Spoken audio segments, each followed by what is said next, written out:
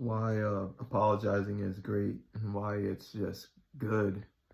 Um, I apologize to God, especially when I willfully sin, when I fall short. Um, I don't think, I want to say apologies aren't necessarily something you have to do because faith on God is all you need to be saved. But I will say apologizing to God is a work of faith, and it it makes you feel good getting those, just apologizing, just getting it out. It's like a weight off of you, because I guess in some sense you can feel the forgiveness. It's almost like apologizing to a person that you've wronged as well. I'm pretty sure if you apologize to someone you actually can see and you're with, a weight is lifted off, especially if that person forgives you, even if they don't. But a weight is lifted off because you've forgiven yourself, and you're, in some sense, you're growing. So it's the same thing with God. Again, you don't, like I said, it's a yes and no. You do and you don't have to apologize God, because when you believe on God, in some sense, that is the apology.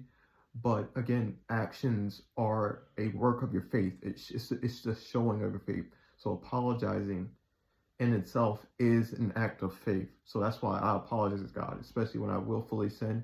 And I promise you, the shame and the guilt just comes up off of me. I think sometimes when you don't acknowledge it, the sin that you've committed, and you just keep believing, or you're saying you believe, you're not actually believing it. You're not actually in faith. So this is why you apologize. Because say you don't apologize, right, and you're in that guilt and you're in that shame, and then you keep falling back into that sin because now you're not acknowledging God, right? You're in some sense running away from Him because you can't acknowledge your failure. There's nothing wrong with falling. There's nothing wrong with failure. It's when you don't acknowledge it and you don't hold yourself accountable.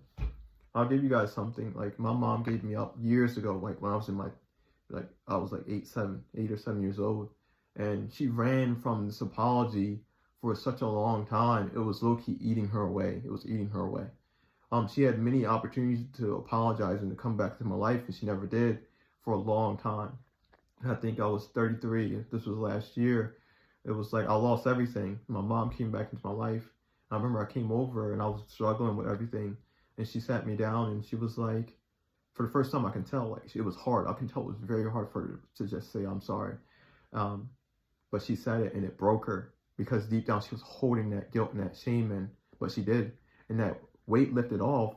And the whole time she was scared to say she was sorry. The whole time I was just waiting. I was waiting for my mom to come back and to love me, because I never stopped loving her.